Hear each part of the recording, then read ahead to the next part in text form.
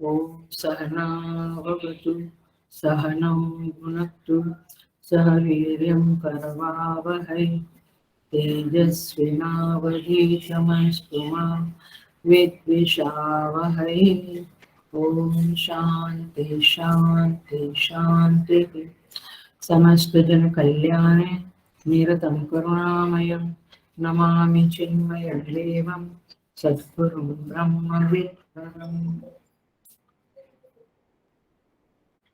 Hari Om.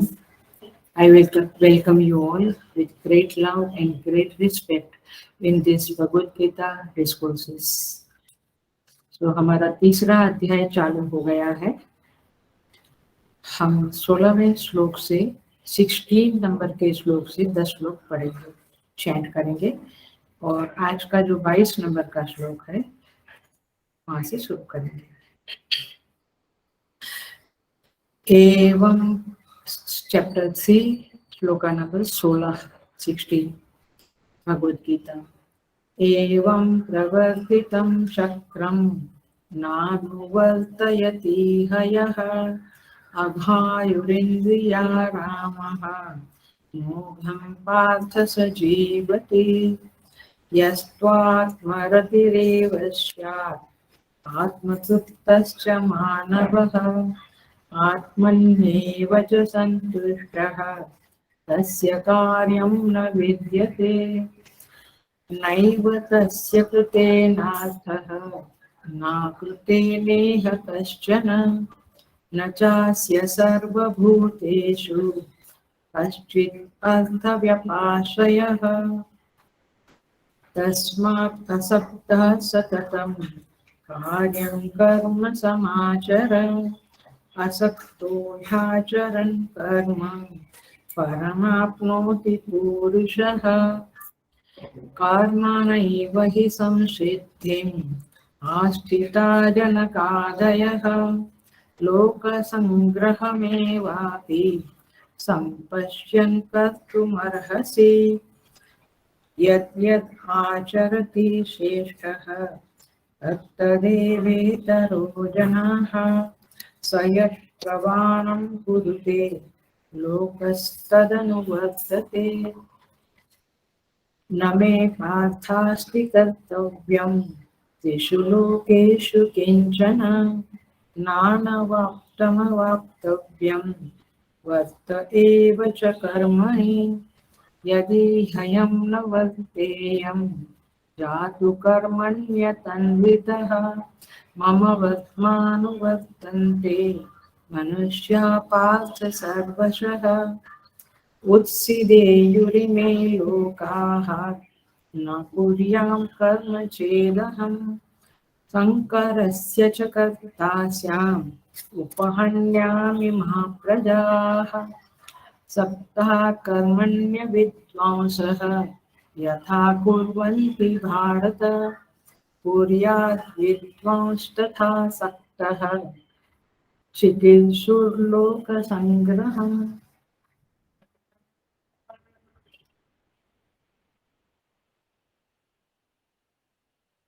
तो हम तीसरे अध्याय के 22वें श्लोक पे आए हैं। आज हम 22वां श्लोक शुरू करेंगे। इसके पहले थोड़ा निकाली करना। न मे पार्थ अस्ति कर्तव्यम। पार्थ माने अर्जुन। हे अर्जुन, मेरा कोई कर्तव्य नहीं है। त्रिषु लोकेषु किंचन। किंचन माने कुछ भी।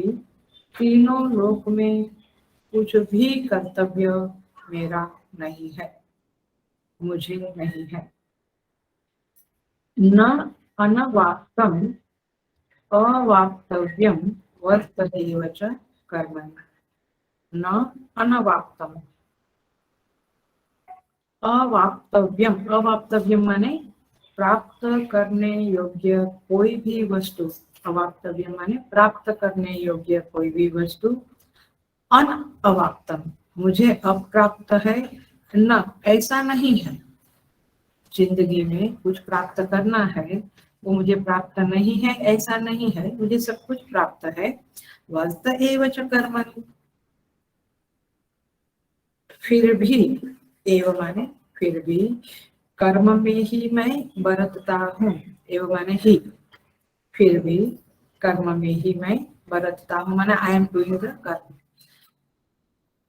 कर्म क्यों किया जाता है? कुछ चाहिए इसके लिए, राइट। लेकिन भगवान कहते हैं मुझे कुछ चाहिए नहीं, मेरे पास सब कुछ है, ऐसी दुनिया में कोई चीज नहीं है जो मुझे चाहिए, फिर भी मैं कर्म करता हूँ। तो इस तरह से प्रभु लोक संग्रह के सिद्धांत को जो पीछे से चला आया है इस श्लोक में प्रस्तुत करते हैं। देखते हैं, देखिए पिछले श्लोक का थोड़ा सा टच करके हम आगे बढ़ेंगे, क्योंकि याद है पीछे की क्लास में क्या किया था, मुझे पता होता है इसके लिए। तस्मात् असक्त सततम, यहाँ से शुरू होता है। कार्यम कर्म समाचार, भगवान कहते हैं कि असक्त होकर, डिटेच होकर, अनअटैचमेंट से कर्तव्य कर्म को शुरू करो, कर्तव्य कर्म अवश्य करो। असक्तो ही आचरण कर्म परम आपनोति पुरुषः। आप यदि असक्त होकर माने डिटेच होकर, आसक्त माने राग, राग अटैचमेंट, आसक्ति माने राग अटैचमेंट, असक्त माने डिटेचमेंट, असक्त होकर कर्म करोगे तो परमात्मा पुरुष है। भगवान कहते तुम परम को प्राप्त कर जाओगे, माने परमेश्वर को प्राप्त कर जाओगे। तो शर्त केवल इतनी है, असक्त। समझ में आ गया? सेवा तो हम भी करते हैं, मंदिर की सेवा, बाहर सेवा, लेकिन आसक्ति कितनी है उसमें, ये देखने की बात है। तो भगवान कहते हैं कि डिटेच होकर कर्म करो। देखिए थोड़ा थोड़ा देखते जाएंगे और आगे बढ़ेंगे। इसका अर्थ इतना ही हुआ कि जगत से डिटेच हो जाओ, परमात्मा से अटैच हो जाओ, क्योंकि आपके अंदर राग द्वेष है, कहीं ना कहीं तो लगाना पड़ेगा। तो परमेश्वर से राग करो, आसक्ति करो, अटैचमेंट करो, लेकिन जगत से अनासक्त रहो, डिटेच रहो, don't get attach to the world. ठीक है? तो भगवान के प्रति अटैचमेंट का अर्थ होता है भगवान का भक्त बनो, भगवान को ही सारे कर्म समर्पित करो, भगवान के बन जाओ, वे प्रसन्न हुए इस तरह से कर्म करो।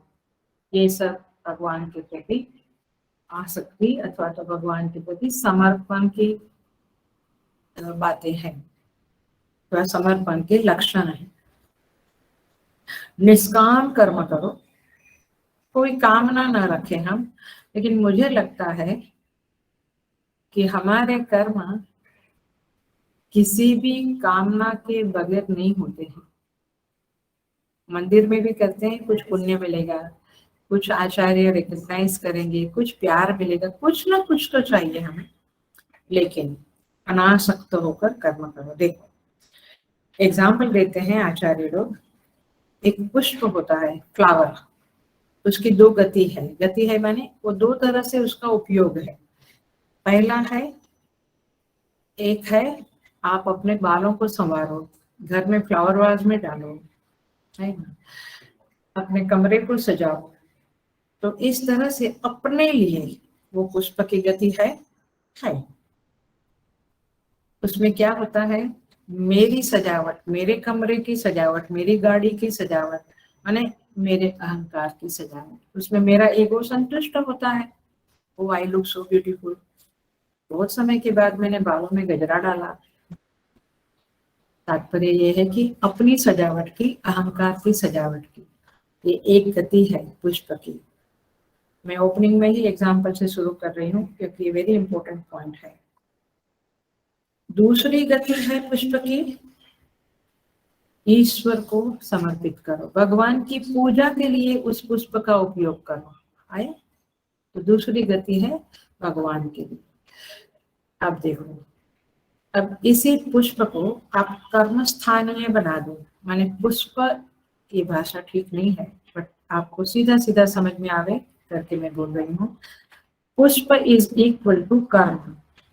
ओके, अब कर्म अपने लिए करना और ईश्वर प्रीत्यर्थ करना, ईश्वर के लिए, समष्टि के लिए, जगत के लिए करना, उसमें फर्क है, बहुत बड़ा फर्क है।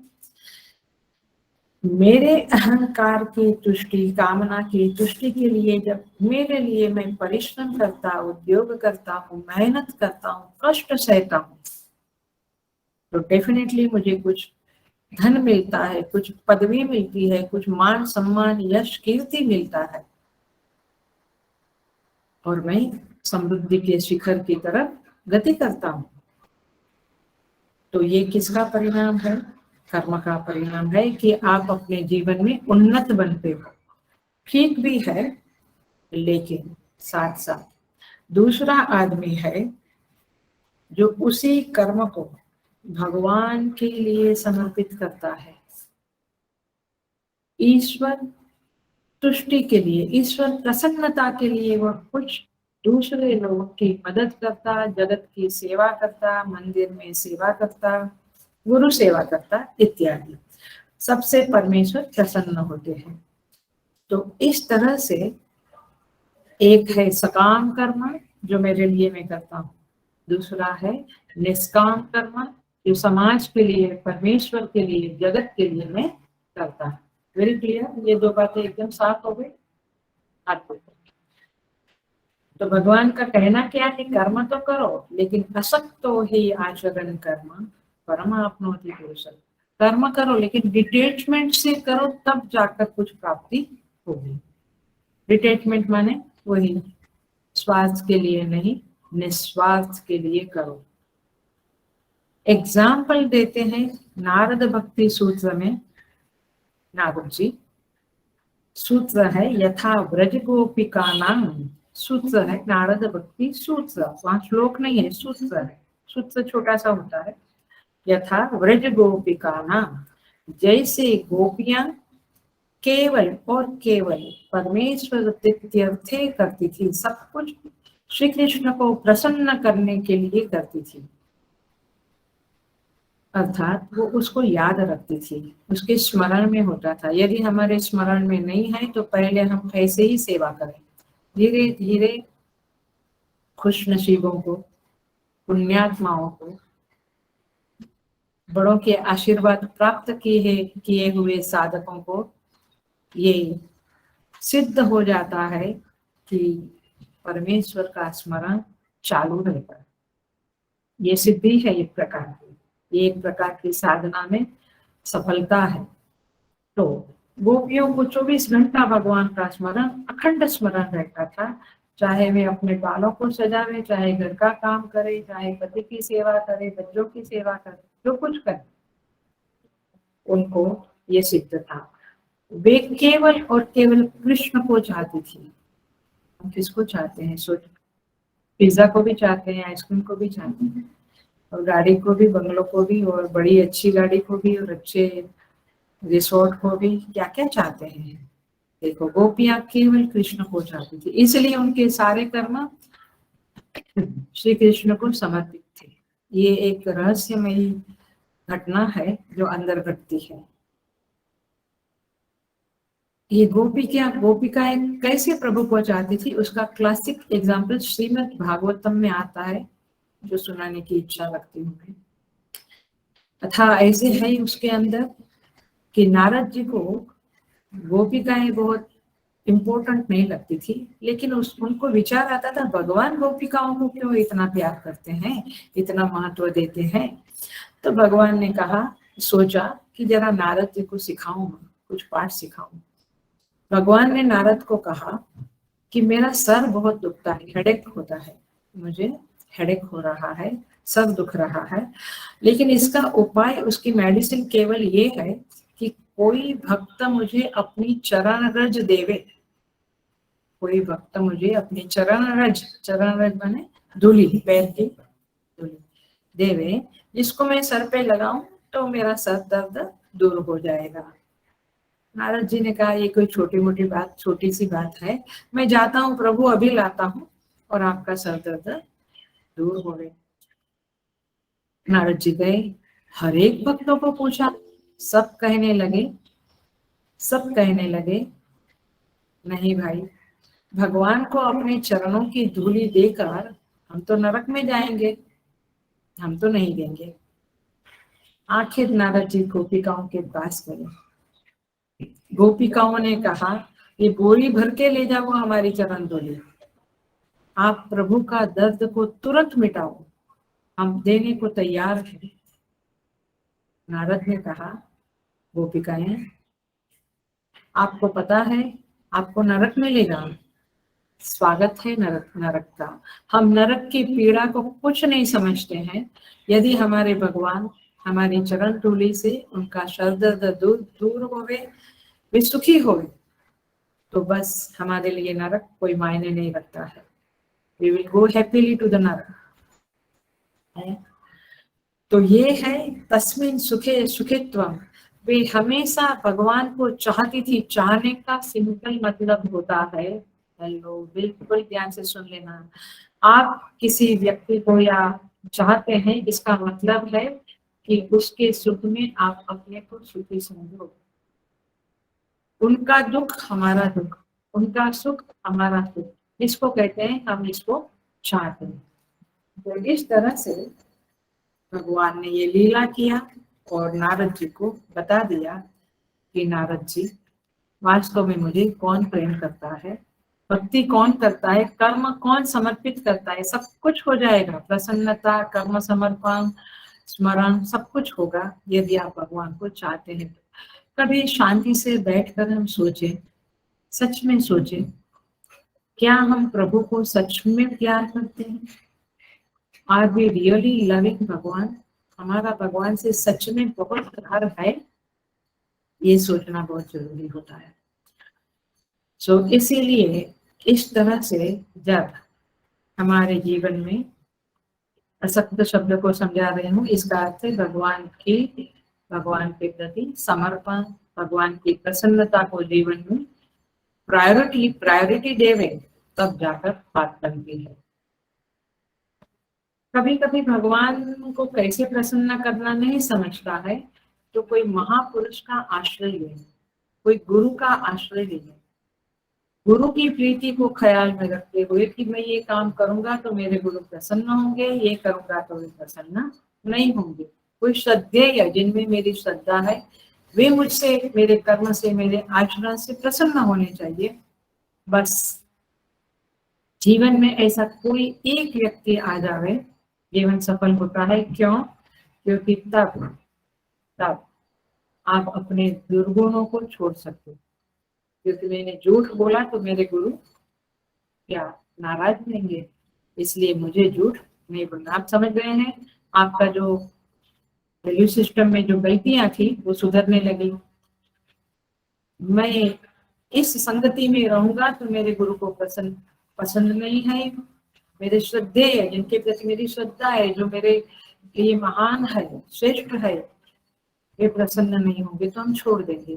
तो अपनी रुचि को, हेलो बिल्कुल ध्यान से सुन रहे हैं, अपनी रुचि को, रुचि माने जहाँ मेरी प्रीति है, मेरा राग है, यहाँ मेरा स्वभाव बन गया है, अपनी रुचि को छोड़ पाने की सामर्थ्य तब ही प्रकट होती है जब हम किसी बड़े के प्रति समर्पित हो रहे, चाहे माता पिता हो, चाहे गुरु हो, चाहे भगवान हो, चाहे कोई महापुरुष हो, चाहे हम उससे मिले ना हो, लेकिन उनके आदर्शों को मैंने जीवन में अपनाने का डिसाइड किया है, उनको मैं अपना आदर्श मानता हूँ, तो फिर उनकी प्रीति को ध्यान में रखना ही होता है। और जब हम उनकी प्रीति को, उनकी प्रसन्नता को ध्यान में रखते हैं, ज्यादा करके गुरु शिष्य में ये बहुत अच्छी तरह से ये संबंध बन जाता है। तो उस समय में हमारी जो रुचि है वो छोड़ना, हमारे दुर्गुणों को छोड़ना सहज होता है और वो सामर्थ्य हमें प्राप्त होती है। इसके अलावा बहुत सारे सेमिनार, वर्कशॉप होते हैं जहाँ पे कहा जाता है ये करो वो करो, ठीक है, उसकी भी कोई इफेक्ट है, लेकिन डायरेक्ट इफेक्ट और बड़े से बड़े इफेक्ट है कोई अपने जीवन में आ जाए जिसके प्यार में हम सब कुछ कर सकते हैं। जैसे संसार के प्यार में लोग बहुत कुछ करते हैं, घर छोड़ते, माता पिता छोड़ देते हैं कभी कभी, तो फिर ये प्रभु के प्यार में आप अपने दुर्गुणों को, अपनी गलतफहमियों को, अपने दुराचार को छोड़ दें, ये नामुमकिन नहीं है। और इसलिए इसके सिवा सबसे सरल और सबसे बेनिफिशियल रास्ता और कोई नहीं है। ये असक्त शब्द का अर्थ है। Are you getting? एक छोटा सा शब्द है, कितनी बड़ी बात कह दी है आचार्य लोगों ने। मैं आचार्यों की ही बात बोलती हूँ, मेरा अपना कुछ नहीं है, मेरे बुद्धि की उपज नहीं है, ये सारा जो बोलती हूँ आचार्यों की वाणी ही बोलती हूँ। इसीलिए ये चीजें दिल को छू जाती है कि oh, this is the most easiest path and most beneficial, क्या कहेंगे, फायदे का रास्ता है ये। क्योंकि ये संबंध में इतना बल है। कोई बड़े हमारे जीवन में आवे, उनको हम समर्पित होकर जिए, तो इस संबंध में इतना बल है कि आपको जीरो से हीरो बना देंगे। माने आप छोटे से कार्यकर्ता है, छोटी सी व्यक्ति है, लेकिन कोई गुरु जीवन में आया, इसको फॉलो करने का, अनुसरण करने का, उनके आदर्शों को जीने का, उनको प्रसन्न रखने का आपने संकल्प ले लिया, तो बस आप बहुत बड़े बन जाते हैं। हम देखते हैं, आसपास भी देखते हैं, आज के जमाने में, अभी के समय में भी देखते हैं ऐसे लोग, और पूर्व में भी तो हुआ करते थे। पकड़ में आ रही है बातें? कोई बड़ा बनता है इसी कारण बनता है। सो बात ये चल रही है, लोक संग्रह का टॉपिक चल रहा है। 20वें श्लोक से लेकर 26 श्लोक तक लोक संग्रह का टॉपिक है। उसकी भूमिका बन गई असक्त शब्द से। लोक संग्रह ऐसे नहीं होता है जब आप छोटा सा एक फैमिली है, छोटा सा घर, गाड़ी, जॉब, बस उसमें जो आसक्तियां हैं उससे थोड़े से मुक्त होते हो, तब जाकर लोक संग्रह का छाया आपके ऊपर पड़ता है और आप शुरू करते हो। तो इसीलिए ये टॉपिक में अभी वही आ रहा है बार बार। तो हम देखते हैं लोक संग्रह, क्योंकि भगवान कहते हैं मेरे जीवन में न मे पार्थास्ति किंचन त्रिषु लोकेषु किंचन, न मे पार्थास्ति कर्तव्यम त्रिषु लोकेषु किंचन। मेरा कोई कर्तव्य नहीं है, फिर भी मैं कर्म करता हूँ। माने कर्म करता हूँ माने लोक संग्रह करता हूँ, लोगों का भला करने के लिए कर्म करता हूँ। तो आपको भी करना चाहिए। बहुत बहुत बहुत परसेंटेज में, मैं कह नहीं सकती, बट मे बी 90% या मे बी 80% लोग केवल स्वास्थ्य के लिए जीते हैं। मैं ठीक कह रही हूँ? अपना खाना, अपना बच्चा, अपना पति, अपना बस इंडिया सेटिस्फाइड। वे कहते हैं हमारा जीवन सार्थक है, संतुष्ट है। शास्त्र नहीं पढ़ा है इसलिए ऐसा लगा। शास्त्र पढ़ेंगे तो भगवान का आदेश ये 3रे अध्याय में स्पष्ट है, एवं प्रवर्तितम चक्रम नानुवर्तयति यः अघायु इंद्रियारामः मोघम पार्थ स जीवति। 16वां श्लोक, वेरी वेरी इंपॉर्टेंट श्लोक। मुझे ये श्लोक बहुत पसंद है, क्योंकि ये श्लोक को जीवन में समझ लिया तो डेफिनेटली मनुष्य जीवन में हम आगे बढ़ सकेंगे। अन्यथा ठीक है, पैसा गाड़ी आगे से आगे बढ़ेंगे, नेम एंड फेम से आगे बढ़ेंगे, बट वो डस्टबिन में डालने जैसी चीजें हैं, बहुत ज्यादा इम्पोर्टेंट नहीं है बट नॉट टू मच। सो लोक संग्रह का आदेश है, नमे पार्थास्ति। ये 22वें नंबर के श्लोक में लोक संग्रह का आदेश है। भगवान कहते हैं मैं करता हूँ। लोक संग्रह माने एग्जैक्टली क्या, याद रख लेना। लोकस्य उन्मार्ग प्रवृत्ति निवारणम। लोक संग्रह, लोकस्य उन्मार्ग प्रवृत्ति निवारणम। लोक संग्रह का अर्थ है लोगों की जो उन्मार्ग प्रवृत्ति है। उन्मार्ग प्रवृत्ति माने निषिद्ध प्रवृत्ति, सही मार्ग में नहीं जाना, अलग मार्ग में जाना। उन्मार्ग प्रवृत्ति है, उसका निवारण करना। अर्थात देखो, लोक संग्रह शब्द को भी ठीक से समझ लेना। कई लोग कहते हैं हम थोड़ी सेवा करते हैं माँ बाप की, क्या वो लोक संग्रह है?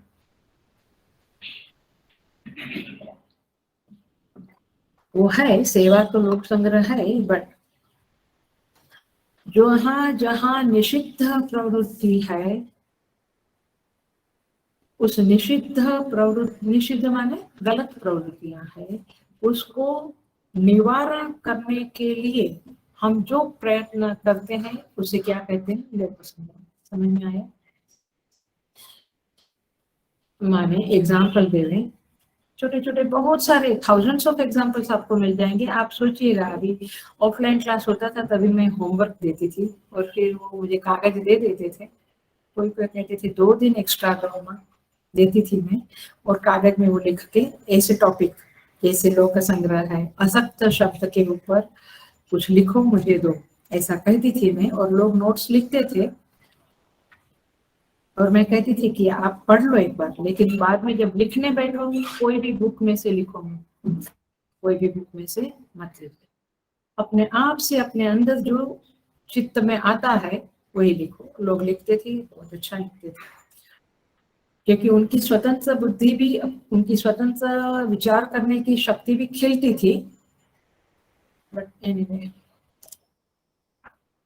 लोक संग्रह का एग्जाम्पल दो तो, यदि कोई कानून का पालन नहीं करता है, आप उसे समझाओ, आप उसे ऐसी प्रवृत्ति से बाहर लाओ। वेरी सिंपल है, रास्ते पे केले की छाल डाल दी, गलत है, कानून का पालन नहीं है, तो क्या कहेंगे?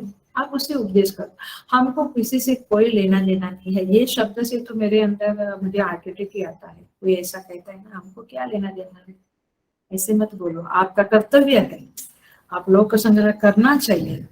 एक हाँ ऐसा है कि कुछ गलत हो जाए तो बात अलग है, बट जहाँ आप कह सकते हैं, जहाँ आप कहीं सुधार कर सकते हैं, ये करना आपका कर्तव्य बनता है, यही लोक संग्रह है।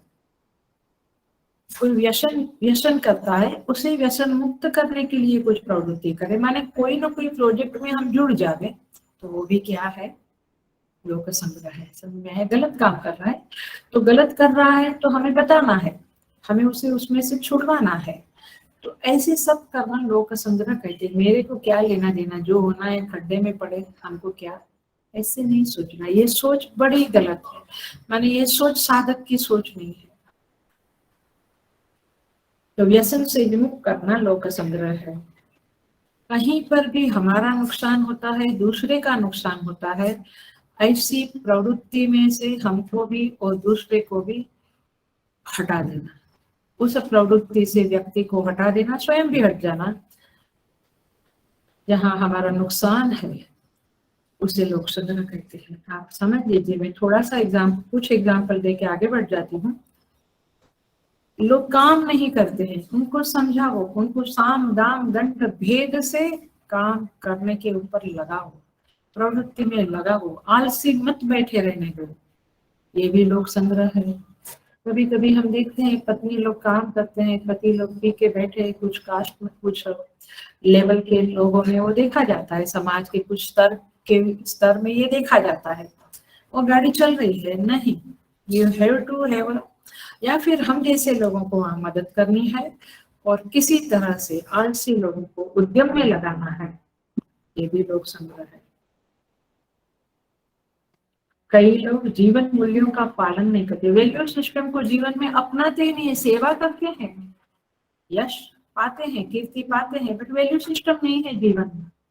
उन लोगों को किसी भी तरह से वैल्यू सिस्टम की महत्ता महिमा समझाना और उन्हें वैल्यूज के प्रति महिमा बुद्धि लाकर वैल्यू फॉलो करने के लिए प्रयत्न करवाना अथवा करना, ये भी एक प्रकार का लोक संग्रह है। माने सर्वत्र उन्नयन की तरफ लोगों को ले जाना, सन्मार्ग की तरफ लोगों को ले जाना, स्वयं भी जाना, ये लोक संग्रह का लक्षण है। पकड़ में आ रहे हैं?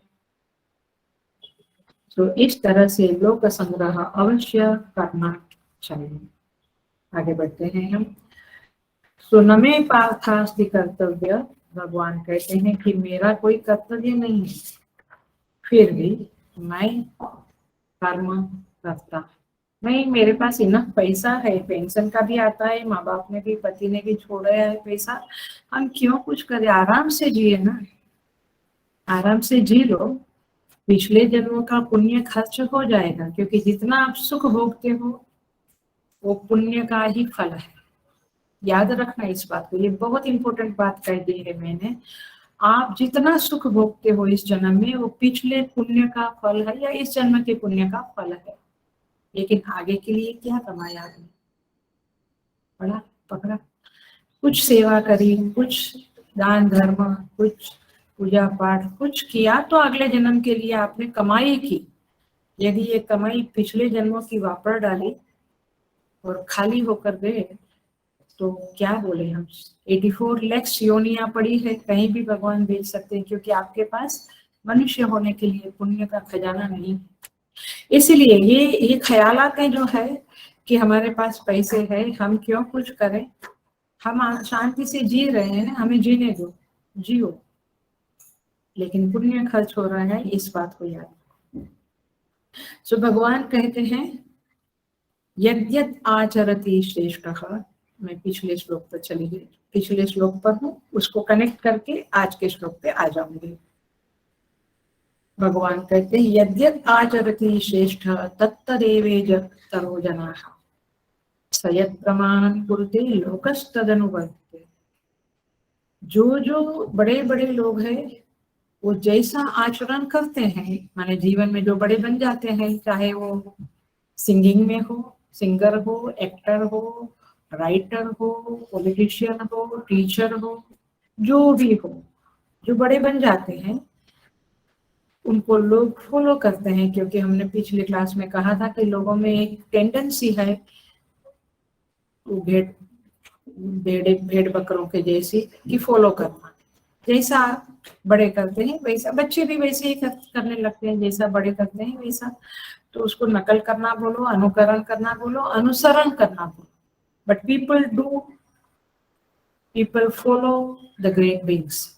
जो ग्रेट बीइंग्स माने उनकी दृष्टि में जो श्रेष्ठ है उनको भी फॉलो करते हैं। खास करके बहुत छोटे बच्चे होते हैं, उनके लिए माँ ही श्रेष्ठ है, तो माँ को फॉलो करते हैं। सो इसीलिए नंबर 1, आप अपने को बड़ा बनाओ, लोक संग्रह करने के लिए अपने को श्रेष्ठ बनाओ, आदर्श बनाओ, इसको आइडियल कहते हैं। किसी के लिए टीचर आइडियल है, किसी के लिए politician, singer, painter, writer, poet, ये सब कुछ बड़े हैं। तो यहाँ पे भगवान कहते हैं, क्योंकि भगवान अपने को श्रेष्ठ मानते हैं, क्योंकि दुनिया उनको श्रेष्ठ मानती है, इसलिए भगवान कहते हैं कि मैं आपकी दृष्टि में श्रेष्ठ हूँ, तो देखो मेरे तरफ, मुझे कुछ चाहिए नहीं, फिर भी मुझे कुछ कर्तव्य भी नहीं बचा है, फिर भी मैं कर्म करता हूँ। कर्म करता हूँ माने लोक संग्रह का कर्म करता हूँ, सेल्फलेस एक्शन करता हूँ, निष्काम कर्म करता हूँ, क्योंकि लोग मुझे फॉलो करते हैं। सो श्रेष्ठ पुरुष जिस कर्म का आचरण करता है, लोग उसी आचरण को श्रेष्ठ मानते हैं और खुद भी वैसा करने लगते हैं, यदि उनके दिल में किसी के प्रति श्रेष्ठत्व का भाव है, भगवान के प्रति, कोई संत के प्रति, कोई महापुरुष के प्रति, गुरु के प्रति, जहाँ श्रेष्ठत्व का भाव है वे ऐसा आचरण करने लगते हैं। हम लोग भी जो गुरुकुल में रहकर सीखते हैं, तो गुरु के आचरण से ही सीखते हैं ना, गुरु जी ऐसा करते हैं। अभी हम लोगों के आचरण से आप लोग सीखते हो कि डिसिप्लिन में रहना है, टाइम पे करना है, झूठ नहीं बोलना है, कुछ सत्कर्म, एक दिन में एक सत्कर्म अवश्य करना है। ये जो बातें हैं, ये जो हम तो 24 घंटा वर्षों से कर रहे हैं, केवल ईश्वर के लिए ही कर्म कर रहे हैं, स्वार्थ के कर्म नहीं है। हम लोग माने जो भी संस्थाओं में समर्पित हुए, बड़ी बड़ी संस्थाएं जहाँ पे यंग लोग समर्पित हो गए होते हैं, आज भी अभी भी बहुत सारी संस्थाएं, चिन्मय मिशन एक क्लासिक एग्जाम्पल है। कितने सारे यंगस्टर्स 21 to 30 के बीच की उम्र वाले को ब्रह्मचारी कोर्स, वेदांत कोर्स में लिया जाता है। 2 साल का कोर्स के बाद they are dedicated to the mission. ऐसे दूसरी संस्थाओं में भी यंगस्टर लोग डेडिकेट होते हैं। तो ये जो निष्काम कर्म करने वाले लोग हैं, उनको दूसरे लोग सकाम कर्म करने वाले लोग फॉलो करते हैं, धीरे धीरे वे भी निष्काम कर्म करना शुरू करते हैं। तो 24 घंटा 65 डेज समर्पित परमेश्वर को, गुरु को, शास्त्र को, ऐसे बहुत लोग हैं। ऐसा नहीं सोचना कि नहीं है, आपके सामने एग्जाम्पल है ना। मिशन में बहुत सारे हैं, सारी संस्थाओं में, काफी संस्थाओं में ऐसे लोग हैं। तो जिस जिस और वे लोग ऐसे ऐसे श्रेष्ठ लोग जिस लौकिक प्रथा को मानते हैं, जिस वैदिक प्रथा को मानते हैं, लोग भी उसी प्रथा को मानने लग जाते हैं। जैसे चिन्मय मिशन शंकर वेदांत को का फॉलोअर है, तो लोग भी शंकराचार्य जी के भाष्य को पढ़ते हैं, शंकर वेदांत पढ़ते हैं, समझते हैं, उसी में आस्था रखने लगते हैं, आस्था रखने लगते हैं। तो इस तरह से सयत् प्रमाणम कुरुते लोकस्तदनुवर्तते। जिसको जिसको बड़े लोग, जैसे पूज्य गुरुदेव ने गीता चैंटिंग, घर घर में गीता चैंटिंग कंपटीशन का प्रोजेक्ट को एक बड़ी ऑथेंटिसिटी दी। ये बड़ा ऑथेंटिक प्रोजेक्ट है, बड़ा ही लोक संग्रह का प्रोजेक्ट है, बहुत लोगों का बहुत भला होगा। तो बचपन से हम लोगों का भी अभी चल रहा है। तो जूनियर केजी से लेके या नर्सरी से लेके एडल्ट तक के लोगों को गीता सिखाई जाती है और उसकी कंपटीशन भी होती है। तात्पर्य ये है कि वे जिसको ऑथोरिटी माने उसको सब लोग ऑथोरिटी मानते हैं। मिशन में तो मंदिर भी है, सभी आश्रमों में, तो वहाँ पाठ पूजा और सुबह शाम वैदिक आरती होती है, तो सारे लोग वैदिक आरती सीख जाते हैं। तात्पर्य ये है, यद्यद् आचरति श्रेष्ठः तत्तदेवेतरो जनाः। जो जो श्रेष्ठ लोग जो जो मानते हैं, लोग उसी बात को फॉलो करना सीख लेते हैं। ये फॉलो करना एक टेंडेंसी है ह्यूमन बीइंग की। सो देखिए, ऐसा भी है, ऐसा भी है, ये भी जीवन की सच्चाई है, आसपास दिखती है। कई लोग ऐसे होते हैं, कई लोग जो जीवन में किसी को श्रेष्ठ नहीं मानते। क्या कहते हैं? I don't believe in anybody. मुझे किसी को बहुत भाव देने की जरूरत नहीं, कहते हैं ना। मैं अपने में ग्रेट हूँ, मैं अपने में संतुष्ट हूँ, मैं ये इनफ कमाता हूँ, मेरा घर पालता हूँ, मुझे किसी के चरणों में जाकर नमस्कार करने की जरूरत क्यों? ऐसी बुद्धि है उनकी। उनकी बुद्धि इतनी असमर्थ है कि वे किसी को श्रेष्ठ माने। वे किसी को भी श्रेष्ठ नहीं मान सकते हैं, केवल अपने आप को ही बड़ा मानते हैं। वे अहंकारी लोग होते हैं और उनके अंदर, देख लेना ये बात को भी समाज में दिखता है, शायद हमारे अंदर भी हो, उनके अंदर रहते हैं भाई, उनके अंदर दोष देखने की एक वृत्ति होती है। They find faults in everybody and everything. इस तरह का नेचर होता है। उन्हें ये समझ ही नहीं है, देखिए, कि मैं सकामी हूँ, मैं पैसा कमाता हूँ और केवल मेरे कुटुंब का भरण पोषण करके मस्त रहता हूँ, तो मैं स्वार्थी सकामी व्यक्ति हूँ।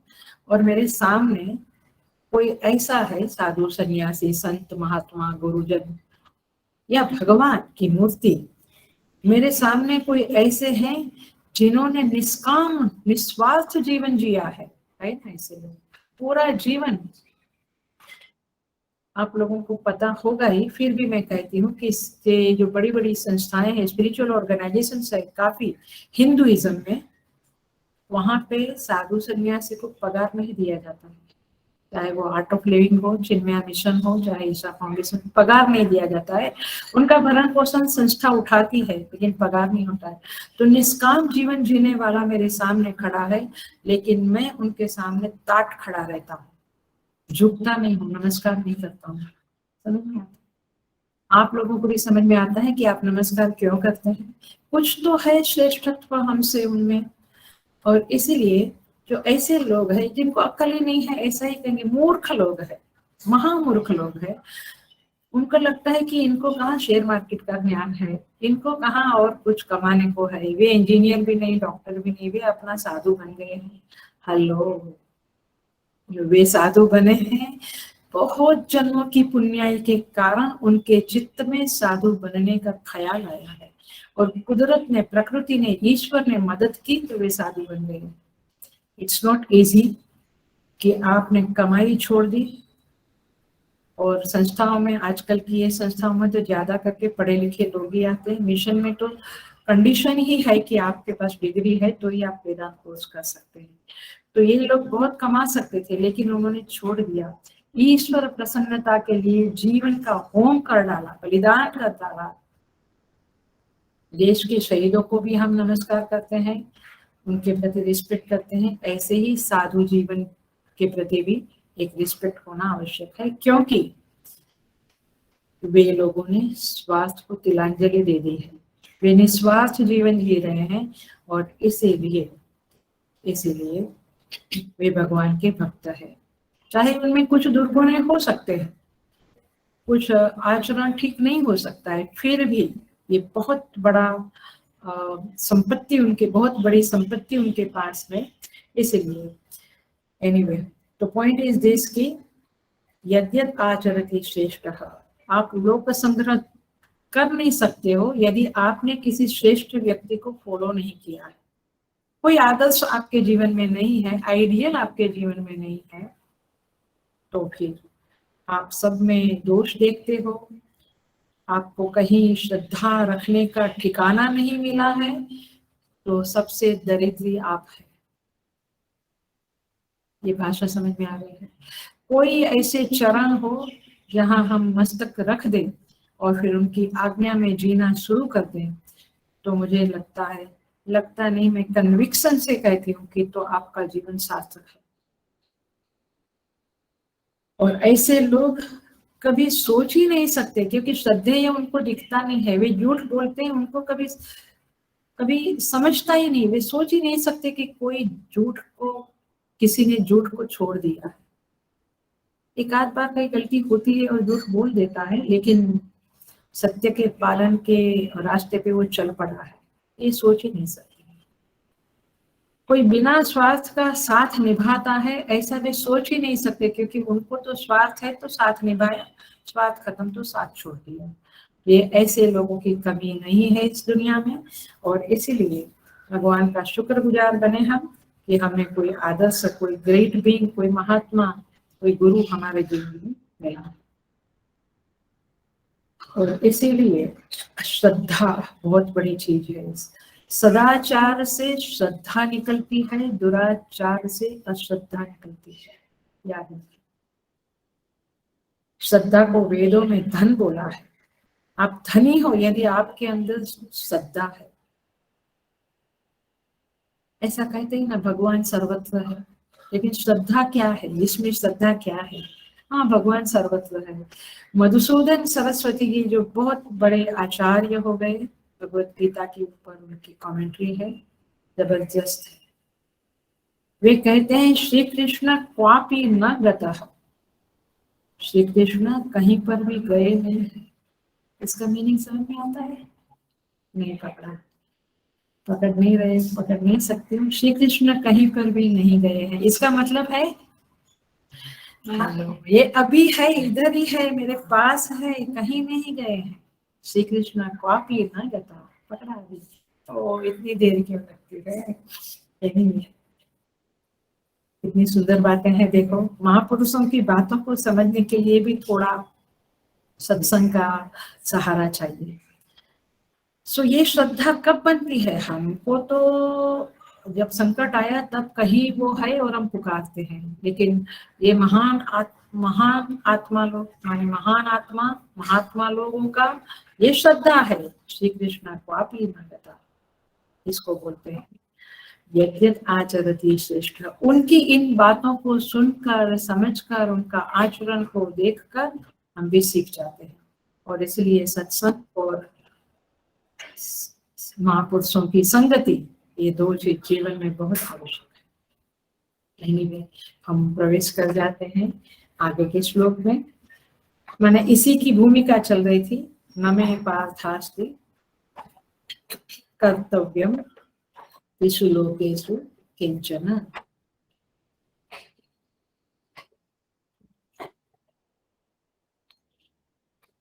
देखिए, और एक बात मोड़ आया है, और एक बात बता देती हूँ, आप समझो कैसे महापुरुषों की भाषा होती है।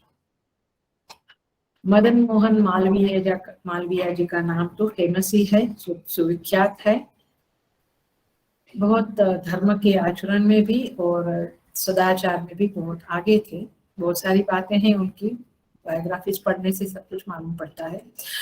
एक बात टच कर गई मुझे। एक बार उन्होंने पूजा के समय में बहुत अर्जेंट काम आया था, कुछ वीआईपी कुछ महत्व के लोग भी मिलने आ रहे थे, बड़ा काम था। पूजा को थोड़ा आधा घंटा कर डाला। 1 घंटा रोज करते हैं, क्या किया, आधा घंटा। हमें कोई फर्क नहीं पड़ता, हम शॉर्ट पूजा कर लेते हैं। क्या बोलते हैं, आज तो आश्रम में बहुत काम है, प्रदोष पूजा है, बहुत सारा द्रव्य लेना है, लेके आना है, तैयारियां करनी, आज शॉर्ट पूजा कर लेते हैं, कोई फर्क नहीं पड़ता। या हम लोग भी कुछ काम है बड़ा गीता चैंटिंग कॉम्पिटिशन का, आज छोड़ ही देते हैं पूजा को। हम लोग ऐसा कर लेते हैं कभी कभी, लेकिन उन्होंने पूजा को शॉर्ट किया, उसके बेटे ने भी पूजा को शॉर्ट किया। आया पकड़ा आपने, ऐसा ही टेंडेंसी होता है। उसका बेटा ने भी क्या किया, छोटी पूजा कर डाली, आज बड़ी पूजा के बदले मैं थोड़ा शॉर्ट में कर लेता हूँ। मदन मोहन मालवीय जी ने देखा, उन्हें बहुत ग्लानि हुई, बहुत ग्लानि हुई। उन्होंने डिसाइड किया कि अब मैं ऐसा नहीं करूंगा। फिर भी केवल हमारे डिसीजन से हम सुधरते नहीं हैं, कभी कभी सुधरते हैं, नॉट ऑलवेज।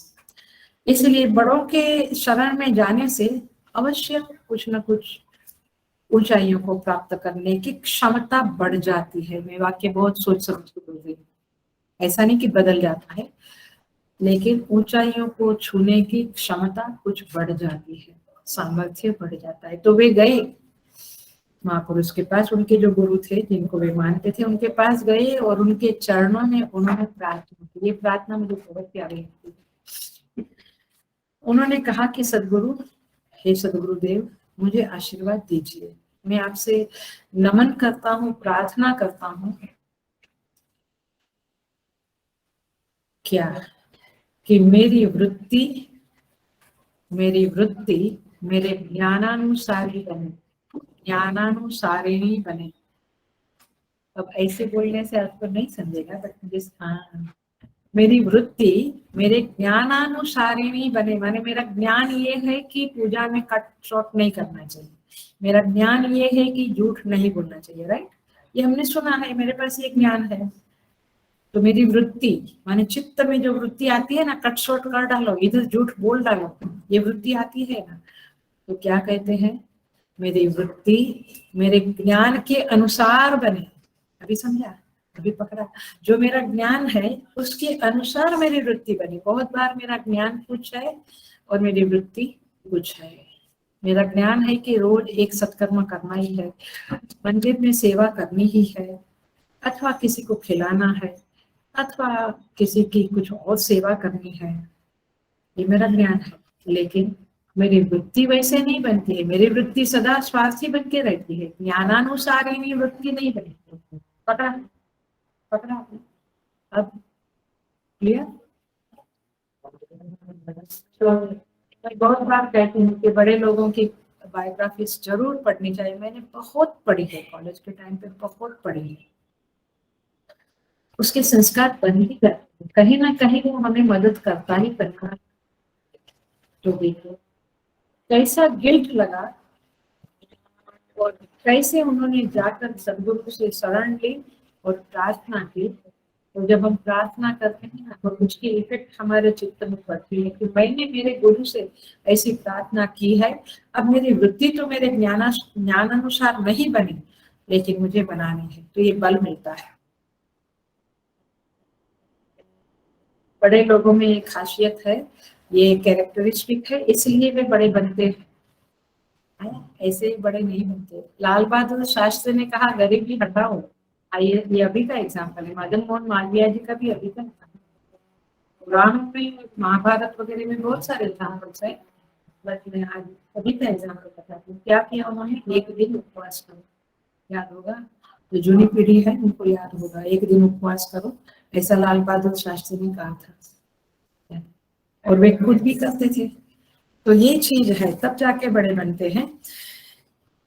भगवान राम के बारे में कहते हैं, प्रातः काल उठी रघुनाथा, मातु पितु गुरु ना वही माथा। इतने बड़े थे भगवान, लेकिन प्रातः काल उठकर अपना नित्य कर्म करके माता पिता और गुरु को प्रणाम करने जाते थे। युधिष्ठिर महाराज के बारे में महाभारत में आता है कि युद्ध के बाद धृतराष्ट्र और गांधारी उनकी शरण में महल में रहते थे। कितना नफरत होना चाहिए, लेकिन वे सुबह उठकर दोनों को प्रणाम करने जाते थे, गांधारी और धृतराष्ट्र को। ये है बड़प्पन, माने बड़े लोगों की बातें ही कुछ अलग होती है, और तब जाके लोग उनको फॉलो करते हैं। युधिष्ठिर सत्यवादी थे, धर्माचार्य थे, धर्म का पालन करते थे, लेकिन और इसीलिए हम उनको मान देते हैं, सम्मान देते हैं। सो नमे पार्थास्ति कर्तव्य, भगवान कहते हैं मुझे कोई कर्तव्य नहीं, फिर भी मैं लोक संग्रह का कर्म करता हूँ। इसका मतलब पहले मैं श्रेष्ठ बनूं, फिर लोग मुझे फॉलो करें। ये जीवन में आदर्श होना चाहिए।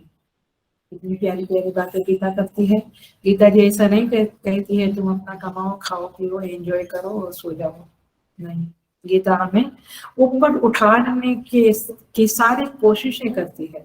एक एक श्लोक हमें उन्नत करने के प्रति, हमें आगे बढ़ाने के प्रति आदेश है, और उसे हमें समझना चाहिए।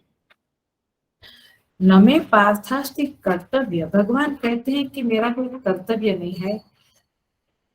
बिल्कुल ध्यान से सुनना इस बात को, मेरे क्लास में तो मैं ये बहुत बार कह चुकी हूँ, शायद इन लोगों को याद भी होगा। कर्तव्य के साथ, कर्तव्य के साथ साथ प्राप्तव्य जाता है। कर्तव्य के साथ साथ प्राप्तव्य जाता है। कोई कहता है ये मेरा कर्तव्य है, मैं पूछती हूँ आपका वहां प्राप्तव्य क्या है? प्राप्तव्य है तो कर्तव्य है, आपको कुछ चाहिए, इसलिए आप कहते हो कि ये मेरा ड्यूटी है, जॉब पे जाना मेरा ड्यूटी है। तो ऐसे ही नहीं कर्तव्य है, आपको वहां से कुछ प्राप्तव्य है। बच्चों से कुछ प्राप्तव्य है, मतलब आप आजकल लोग कहते हैं कि हमें कोई आशा नहीं है, वे अपने आनंद जीवन जीवे, फॉरेन जावे, सुखी रहे, बट वे सुखी रहे ये प्राप्तव्य हुआ हो गए। और अभी वे आपको खुशियां देते हैं, अभी वे आपको सहारा देते हैं, एक प्रकार का सहारा माने आपके लिए वो सुख का खजाना है। इसलिए जो प्राप्तव्य है वहां आपका कर्तव्य है। जिस दिन पार्टनर लाइफ में खुशियां देना बंद करता है, उनसे कुछ भी प्राप्तव्य बचता नहीं है। आप कुछ समय तक घसीट लेंगे, लेकिन लंबा समय तक घसीट नहीं सकता उन सब। इसलिए याद रखो, कर्तव्य एंड प्राप्तव्य गो टुगेदर। इसलिए कर्तव्य के क्या कहेंगे, उसके कर्तव्य के बहाने आप कई बार हम साधना को भी छोड़ देते हैं। इसके ऊपर सोचना आवश्यक है। सो यहाँ पे एग्जाम्पल है, कोई कर्तव्य नहीं फिर भी मैं कर्म करता हूँ। क्लासिक एग्जाम्पल है सुखदेव जी महाराज का। परीक्षित महाराज को श्राप लगा, हमें पता है, भागवत वहीं से शुरू होती है, श्रीमद् भागवतम, महाभारत तो सॉरी महाभारत वहीं से शुरू होता है। तो परीक्षित महाराज को श्राप लगा, आज से 7वें दिन तुम्हारी मृत्यु निश्चित है। वे तुरंत वन में चले आए और जंगल में आकर सोच रहे थे कि क्या करें करके। तब तक सुखदेव जी महाराज वहां प्रकट होते हैं और फिर भागवत कथा का प्रारंभ होता है, श्रीमद् भागवत कथा का प्रारंभ होता है, वे करते हैं। तो सुखदेव जी महाराज को कुछ लेना देना नहीं था राजा से, लेकिन परीक्षा प्रारब्ध से, देखो ये भी लोक संग्रह का एक एंगल है कि आप लोग संग्रह क्यों करते हैं। परीक्षा प्रारब्ध है, दूसरों की इच्छा है कि ये प्रोजेक्ट करें, हम करते हैं। है परीक्षा प्रारब्ध माने स्व इच्छा नहीं, पर इच्छा, दूसरे की इच्छा है इसलिए हम करते हैं। कई बार बड़े बड़े लोग, गुरुदेव वगैरह महात्मा लोगों को क्या जरूरत थी, लेकिन परीक्षा प्रारब्ध से बहुत कुछ करते थे। सो सुखदेव जी महाराज को भी कोई कर्तव्य नहीं था, आत्मज्ञानी थे। आत्मज्ञानी को क्या कर्तव्य, प्रजहाति यदा कामा सर्वान् पार्थ मनोगतान् आत्मनि एव आत्मना तुष्टः स्थितप्रज्ञस्तदोच्यते। वे आत्मज्ञानी लोग आत्मा से तुष्ट, लेकिन परीक्षा प्रारब्ध से और ईश्वर ही उनको प्रेरणा देता है, तभी वे लोग इस तरह से लोक संग्रह करने लगते हैं। भगवान कहते हैं न अनवाप्तम अवाप्तव्यम, मुझे कोई भी प्राप्त करने जैसी कोई भी चीज इस दुनिया में नहीं है, और प्राप्त करने जैसा कुछ मेरे पास नहीं है ऐसा नहीं है, सब कुछ प्राप्त है। फिर भी मैं कर्म करता हूँ। क्या क्या कर्म भगवान ने नहीं किए। घोड़ों की मरम्मत की, युद्ध में घोड़े जब थक जाते थे, उनके प्रति जब बाण चलते थे, उनको घाव लगते थे, भगवान रात को उनको मेडिसिन लगाते थे। क्या जरूरत थी। भगवान पतराला उठाते हैं युधिष्ठिर का राजस्व यज्ञ के अग्र पूजा, और भगवान जरासंध जैसे राजाओं को, जो पृथ्वी के लिए भार रूप थे, ऐसे लोगों को, जो दुराचारी शकुनी इत्यादि लोगों को, और शिशुपाल को भगवान ने मार डाला। जो लोग पृथ्वी के लिए भार रूप है उनको मारा। ये सब काम भगवान क्यों किया। हमें पास्थास्तिक कर्तव्य है, लेकिन लोक संग्रह के लिए लोगों को, क्योंकि ये दुष्ट लोग जिंदा रहेंगे, वे दूसरे 10 दुष्टों को पैदा करेंगे। होता है ना आतंकवाद, टेररिज्म, इसलिए उनको खत्म करो। तो भगवान ने उन लोगों को खत्म किया। जरासंध ने भी 60,000 कन्याओं को अपने जेल में बंद करके रखा था, अपने महल में बंद करके रखा था। गलत काम थे सारे। तो भगवान इस तरह से स्वयं का एग्जाम्पल देते हैं कि मैं देखो लोक संग्रह का कार्य करता हूँ। तो अर्जुन, बात यहाँ पे आकर रुकती है कि अर्जुन, हे अर्जुन, तुम्हें भी ये धर्म युद्ध करना ही चाहिए, क्योंकि धर्म युद्ध करके जो दुष्ट दुराचारी पृथ्वी के ऊपर भार रूप है उनका नाश नहीं किया, तो फिर तुम अपने कर्तव्य को चूकते हो और लोक संग्रह नहीं करते। तुम बड़े हो, तुम्हें लोक संग्रह के लिए ये धर्म युद्ध करना ही। सही बात यहीं पर है, क्योंकि मूल बात यही थी कि मैं युद्ध नहीं करूंगा। तो देखो कनेक्शन मिला आपको। भगवान इस तरह से अर्जुन को कहते हैं कि तुम्हें युद्ध करना ही चाहिए। प्राप्त करने जैसी तो एक ही चीज है। न में भगवान कहते हैं न अनवाप्तम अवाप्तव्यम, प्राप्त करने जैसा मेरे लिए कुछ बचा ही नहीं है। लेकिन हमें प्राप्त करने जैसी एक ही चीज है, आत्मा वारे द्रष्टव्य श्रोतव्य मंतव्य निधिध्यासितव्य। ये आत्मा को ही सुनना चाहिए, देखना चाहिए, समझना चाहिए, उसका मनन चिंतन निधिध्यासन करना चाहिए, क्योंकि प्राप्त करने जैसी तो एक ही चीज है, और वह है आत्मा। परमात्मा कह दो, वही चीज है। बाकी कुछ प्राप्त करने जैसा है, प्रारब्ध से मिल ही जाता है। और योगक्षेमम वहाम्यहम्, भगवान आपका योगक्षेम कर ही लेते हैं। इस तरह से ये 22वें श्लोक की भूमिका को मैंने पीछे के श्लोकों से कनेक्ट करके बताया, जो आवश्यक था। और भगवान उसी संदर्भ में आगे 2 श्लोकों में कहते हैं, हम देख लेते हैं। यदि ही अहम न वर्तेयम जातु कर्मणि अतंदितः, 23 नंबर का श्लोक, 3rd चैप्टर। यदि, क्योंकि, यदि माने यदि, अहम न वर्तेयम ही, क्योंकि यदि मैं कर्मणि अतंदितः न वर्तेयम, जातु, जातु माने कदाचित, यदि मैं कदाचित सावधान होकर, अतंदित माने सावधान होकर कर्मों में ना बरतूं, माने कर्म ना करूं, तो बड़ी हानि होगी। क्या होगा। मम वर्तमान वर्तन्ते मनुष्य पार्थ सर्वस, क्योंकि मनुष्य, हे पार्थ, ये मनुष्य, सब मनुष्य सब प्रकार से मेरे ही मार्ग का अनुसरण करते हैं, मुझे ही फॉलो करते हैं। तो मैं यदि बैठ जाऊं, कुछ काम ना करूं, क्योंकि मुझे कुछ नहीं चाहिए, तो लोग भी बैठेंगे, बट लोगों को कामनाएं है, चाहना है, और कर्म छोड़ दे तो कैसे होगा? समझ गए आप? बड़ा कष्टजनक है। You want something but you don't want to do anything, बड़ा कष्टजनक है। इसीलिए भगवान कहते हैं उनको एग्जाम्पल देने के लिए, उनके लिए आदर्श रूप में, श्रेष्ठ के रूप में मैं कर्म करता ही रहता हूँ। श्री कृष्ण का जीवन तो देखिए आप, कैसे कर्म महासक्रिय, घोर माने बहुत कर्मयुक्त थे प्रभु। कितना दुखद जीवन था, फिर भी कर्म नहीं छोड़ा। जन्म के पहले ही उनके माँ बाप को जेल में डाल दिया। कितना कष्ट है, अपने माँ बाप को अपने जन्म के कारण कोई जेल में डाले, कैसा लगेगा? जन्म के समाचार से माता पिता को जेल में डाल दिया, 6 भाइयों को कंस ने मार डाला, जन्म के समय में ही यमुना पार करनी पड़ी, जन्मते ही जन्मे और भगवान वसुदेव उनको यमुना पार ले गए, वो पार करनी पड़ी। अन्य माँ बाप को स्वीकार करना पड़ा, दत्तक होना पड़ा, कंस को मारना, मामा को मारना पड़ा, पुतना को मारा, गोवर्धन लीला की, जरासंध को मारा, माने क्या क्या भगवान ने कष्ट नहीं सर, बहुत कष्ट करके सब कुछ छोड़ा।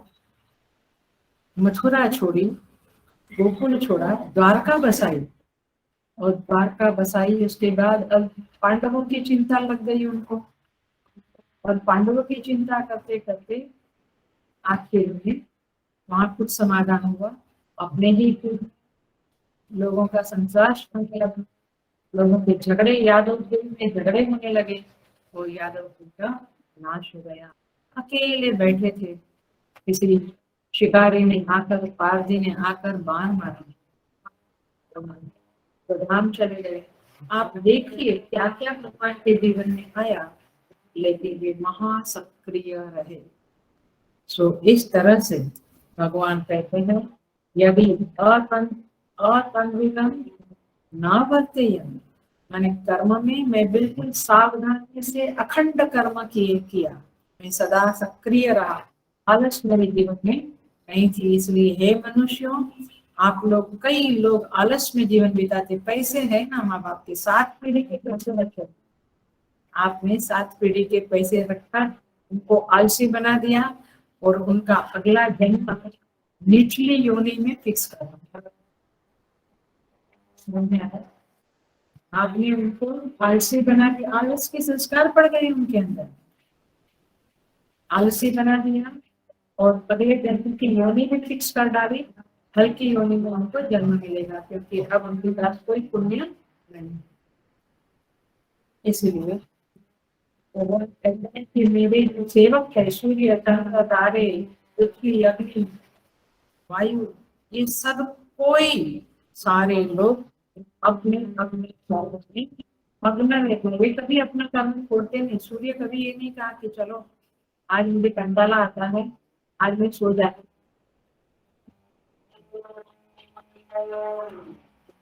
सो तात्पर्य ये है कि अतन्वितम न वर्तेयम मम वर्ताम वर्तमान वर्तन्ते।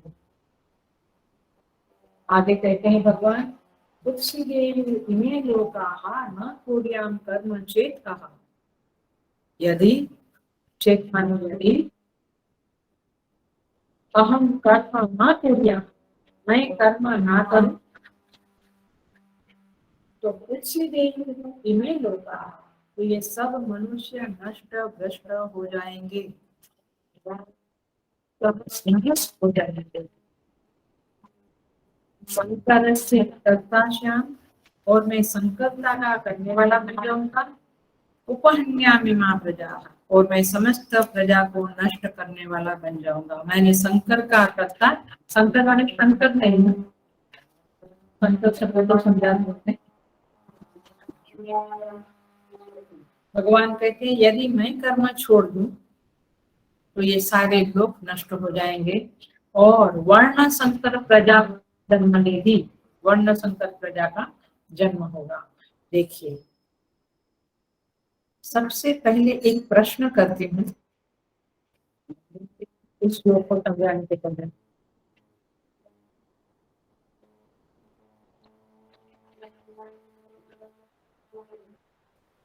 कर्म बंधन है,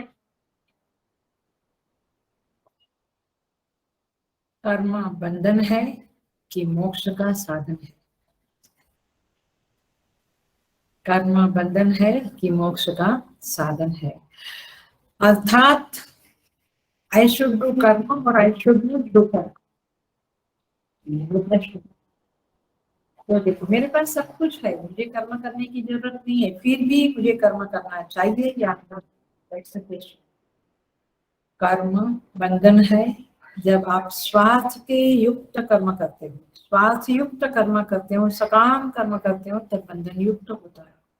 लेकिन आप जब निष्काम कर्म करते हो तो कर्म बंधन युक्त नहीं होता है। सच्चे अर्थ में निष्काम कर्म, निस्वार्थ कर्म, यज्ञार्थ कर्म, परमेश्वर द्वितीयर्थ कर्म जब करते हो, समष्टि कल्याण के लिए, लोक संग्रह के लिए कर्म करते हो, तो वो बंधन कार्य नहीं होता है, वो मोक्षाय होता है। मोक्ष के मार्ग में आगे बढ़ने के लिए सहायकारी कर्म होते हैं। तो ये है मुख्य संदेश कि आपको कर्म करना चाहिए। रिटायरमेंट के बाद मैं आराम करूंगा, करो आराम, कुछ घंटे सेवा करो, कुछ घंटे समष्टि जगत को दो, समष्टि को दो। क्योंकि कर्म, देख लेना, ध्यान से सुनना, बिल्कुल लो, बिल्कुल। कर्म केवल आपकी डिजायर्स को, इच्छाओं को पूर्त करने के लिए, समाप्त करने के लिए, पूर्ति करने के लिए नहीं दिया गया। कर्म का साधन जो परमेश्वर ने दिया है वो केवल इच्छा पूर्ति के लिए नहीं है, किंतु प्योरिटी ऑफ द माइंड के लिए भी है, माने चित्त शुद्धि के लिए भी कर्म करना जरूरी है। मैं लोक संग्रह के साथ आपने ध्यान दिया होगा, एक शब्द जोड़ देती हूँ, चित्त शुद्धि। माने जब आप रियल सेंस में लोक संग्रह करते हैं तो आपकी चित्त शुद्धि अवश्य होती है।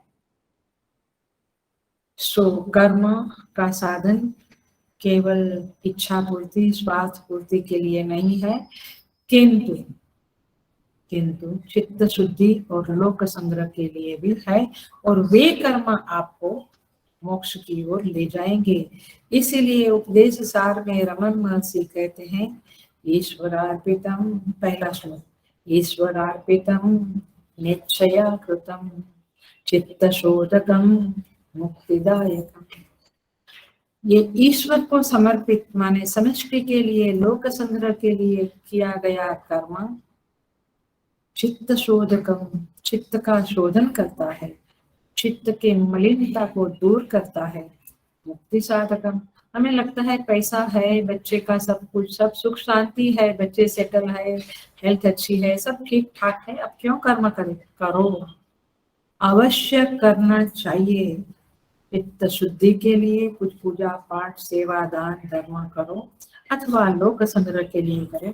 वैसे दोनों एक ही है, एक तरह से देखा जाए, यानी फ्रॉम वन एंगल, एक दृष्टिकोण से वो एक ही चीज है। सो इसीलिए भगवान कहते हैं, न कुर्याम कर्म चेत हम, यदि मैं कर्म ना करूं तो सारे लोग नष्ट भ्रष्ट होंगे, क्योंकि लोग काम ही नहीं करेंगे, केवल अपना पेट पूरता काम करेंगे। ऐसे नहीं, सृष्टि को भी सुंदर बना के रखना ये हमारे कर्तव्य में आता है, ये हमारा सृष्टि के प्रति कर्तव्य है। सृष्टि को सुखरूप बना के रखना ये भी हमारे कर्तव्य में आता है। सृष्टि को, ये संसार को शिव की है, शिव की वाटिका है, सैर करने के लिए। देखो संत क्या कहते हैं, संत कवि, ये विश्व शिव की वाटिका है, सैर करने के लिए। आराम से घूमो, लेकिन ये वाटिका है, ये शिव की वाटिका है, इसे हम अच्छे से अच्छे बना के रखे, इस वाड़ी को, इस वाटिका को, ये हमारा कर्तव्य है। और इसलिए भगवान कहते हैं आप कर्म करो, घर में ना बैठे रहो, रिटायरमेंट के बाद कुछ न कुछ सेवा कहीं ना कहीं करो, कुछ जप तप बढ़ाओ, कुछ घर के लोगों को मदद करो। समझ में आ रहा है? कई लोग ऐसे 24 घंटा मैं सुनती हूँ, मेरा क्या बोले गुजराती में काळजू फफड़ी जाए छे, मेरा कलेजा कष्ट हो जाता है, कलेजा धड़कने लगता है कि क्या करते हैं आपके मिस्टर? नहीं, सुबह उठते हैं, थोड़ा योगा वोगा किया, फिर ब्रेकफास्ट करके टीवी देखते हैं, फिर थोड़ा क्या बोलते हैं सीनियर सिटीजन का उधर जाके थोड़ा लाफ्टर क्लब इन थोड़ा उनका बैठना उठना होता है, शाम को थोड़ा वॉक कर लेते हैं, फिर टीवी, फिर आई कांट इमेजिन ओनली, मैं सोच भी नहीं सकती, क्योंकि 20 साल में गुरु सेवा के लिए घर छोड़ा है, इसीलिए ये डाइजेस्ट ही नहीं होता है कि लोग ऐसे ही जीवन बिता रहे हैं। एनीवे, सो और गीता बड़ी प्यारी लगती है, क्योंकि गीता, श्रीमद् भगवद गीता हमारी जो एक्शन थी 20 साल की उम्र में घर छोड़ के गुरु सेवा करना, गुरु के आश्रम में जाकर टोटल समर्पित हो जाना, ये जो डिसीजन था, ये जो कर्म किया हमने, उसको कंफर्मेशन देती है भगवद गीता की यस, लोक संग्रह इतना हो सके उतना करो। सो इसलिए भगवान कहते हैं शंकरस्य च कर्ता, मैं शंकर का कर्ता बनूंगा। शंकर माने परस्पर विरुद्ध जो धर्म होते हैं वो इकट्ठे हो जाते हैं, तो उसे कहते हैं शंकरता आई। जैसे अर्जुन ने गीता में कहा, प्रश्न किया था कि मैं युद्ध करूंगा, तो स्त्रीषु क्या कहा था, स्त्रीषु दुष्टेषु आश्रय जायते वर्ण संकर, वर्ण संकर प्रजा उत्पन्न होगी, तो मैंने समझ सकता हूँ। तो मैंने शंकर माने दो मिक्स होना, जैसे मैं सोचती हूँ, मैं सत्य बोलने के प्रति आग्रह करती हूँ और झूठ भी बोलती हूँ, तो ये वर्ण संकर होगा, ये संकर हो गया। वर्ण संकर माने ब्राह्मण क्षत्रिय के बीच में जो शादी होकर प्रजा उत्पन्न होती है वो वर्ण संकर है, लेकिन हमारे विचारों में भी संकरता है? नहीं, झूठ नहीं बोलना चाहिए, नहीं, लेकिन झूठ बोले बिना चलता भी नहीं है, संकरता आई आपके अंदर, ये सेवा करना है, नहीं ये सेवा करने से तो मैं थक जाऊंगा, मैं तो कह देता हूँ ये सेवा नहीं, डबल माने उसको कहेंगे मिश्रण हो जाना, उसे कहेंगे संकरता। सिद्धांतों में भी संकरता है, मैं अद्वैत वेदांत का साधक हूँ, स्टूडेंट हूँ, लेकिन मैं द्वैत को मानता हूँ, व्हाट इज दिस? तो ये संकरता है धर्म में, सिद्धांत में, आचरण में, वाणी में, विचारों में, भावनाओं में। कभी मैं उसको प्यार करता हूँ, साथ साथ नफरत भी करता हूँ, इसको कहेंगे संकरता। आई थिंक क्लियर हो गया होगा। तो ये जो संकरता है, भगवान कहते हैं कि मैं संकरता का कर्ता बन जाऊंगा यदि मैं कर्म नहीं करूंगा, तो मुझे ये संकरता का दोष लगेगा, क्योंकि लोगों में आलस फैलेगी और लोग कर्म नहीं करेंगे। तो इस तरह से यहाँ पे भगवान कहते हैं कि उपहन्यामिमा प्रजा, समस्त प्रजा को नष्ट करने वाला बनूंगा। आलसी तो नष्ट होता ही है, जो आलसी होता है वो अवश्य नष्ट होता है। नष्ट माने धर्म अर्थ काम मोक्ष से वो चारों का पुरुषार्थों के लिए अयोग्य भवती, उसको नष्ट होना कहते हैं। चारों पुरुषार्थ में से ना वो धर्म करता, ना उसे कर्म करने को होता, ना अर्थ धन कमा सकता, ना मोक्ष प्राप्त कर सकता, अयोग्यो भवती। भगवान कहते हैं मुझे देखकर लोग कर्म करना छोड़ देंगे यदि मैं ना करूं तो, क्योंकि मुझे तो कुछ चाहिए नहीं, बट फिर भी मैं कर्म करता हूं तो लोग भी कर्म करेंगे और सृष्टि अच्छी रहेगी और नष्ट नहीं होगी। इसीलिए मैं कर्म माने लोक संग्रह के कर्म, उपकार के कर्म, सेवा के कर्म करता हूँ, ऐसे लोगों को भी करना चाहिए। 26 नंबर के श्लोक तक लोक संग्रह का प्रकरण चलता है, आगे देखेंगे, लेकिन बहुत ही जबरदस्त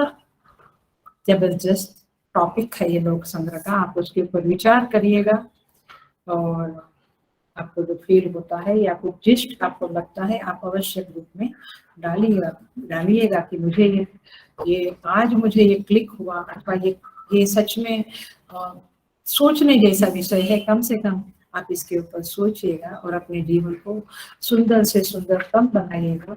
यही दुआ करते हुए, भगवान से प्रार्थना करते हुए हम यहाँ पे समापन करते हैं। अगले क्लास में पुनः देखें। ओम पूर्णमदः पूर्णमिदं पूर्णात् पूर्णमुदच्यते पूर्णस्य पूर्णमादाय पूर्णमेवावशिष्यते। ओम शांति शांति शांति। हरि ओम। श्री गुरु।